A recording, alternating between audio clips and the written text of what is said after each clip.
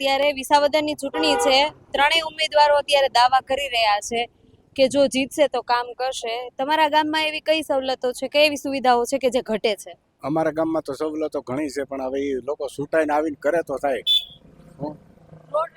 Road રસ્તા, બાળકીના રસ્તા, road રસ્તા, ઘણા પ્રશ્નો છે. જે ઉમેદવાર આવી છૂટાય એ હારા, બીજું તો આપણે શું કહી. તમારા મતે કયા ઉમેદવાર તમને એવું લાગે છે કે આવવા જોઈએ? ઉમેદવાર તો અત્યારે શું છે, એમાં બધા હરખા જ છે, બરાબર છે, ત્રણેય હારા જ છે, એમાં કોઈ ઓલા નથી નબળા, બરાબર. અમે એવું મંતવ્ય આપીએ છીએ. તમે શું વ્યવસાય કરો છો? અમે ખેતી.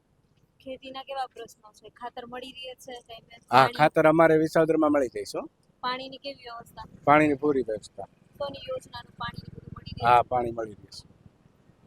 પછી જો આવા અલગ અલગ દાવાઓ કરે છે પક્ષ, તો તમને લાગે છે કે ગોપાલ ઇટાલિયા કે ભાજપના કિરીટ પટેલ કે કોંગ્રેસના જે રીતે નીતિન રાણપરિયા એ આવે છે, તેમાંથી તમને કયા ઉમેદવાર એવા લાગે કે પ્રજાના કામ કરશે? હવે બેન એમાં તો કેમ નક્કી કરી લેવું આપણે કે પ્રજાના કામ માટે તો બધા એવો તલવલ કરતા હોય, એને બધા એવો દાવો જ કરતા હોય કે અમે છૂટા હોય એટલે પ્રજાના કામ કરીશું, બરાબર છે. હવે એની માથે આખો મતદાર છે, હવે એ લોકો શું કરે બરાબર. અત્યારે અમારે તો ત્રણેય ઉમેદવાર હરખા દેખાય છે. રોડ રસ્તાની કેવી સુવિધા છે? રોડ રસ્તાની જો સારી સુવિધા છે.